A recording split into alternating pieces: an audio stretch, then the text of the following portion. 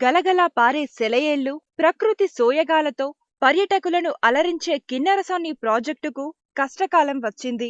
అక్కడ ఉన్న అందాలు కనుమరుగవుతున్నా అధికారులు మాత్రం పట్టించుకోవడం లేదు. ఖమ్మం జిల్లా పాల్వంచ మండలంలో ఉన్న కిన్నెరసాని ప్రాజెక్టు అందాలు కనుమరుగవుతున్నాయి. ఏపీ జెన్కోకు చెందిన కేటీపీఎస్, వన్యమృగాల విభాగం, పర్యాటక శాఖల సమన్వయ లోపం కిన్నెరసాని ప్రాజెక్టుకు శాపంగా మారాయి. 1974లో ఆనాటి ముఖ్యమంత్రి జలగం వెంగళరావు సింగరేణి క్యాలరీస్ సంస్థ ఆధ్వర్యంలో రిజర్వాయర్ సమీపంలో ఉన్న గుట్టపై 10 కాటేజీలను ప్రారంభించారు. ఇప్పుడు ఆ కాటేజీలు శిథిలావస్థకు చేరుకున్నాయి. పర్యాటకులను ఆకర్షించే అద్దాల మేడ శిథిలం కావడంతో పర్యాటకుల సంఖ్య తగ్గింది.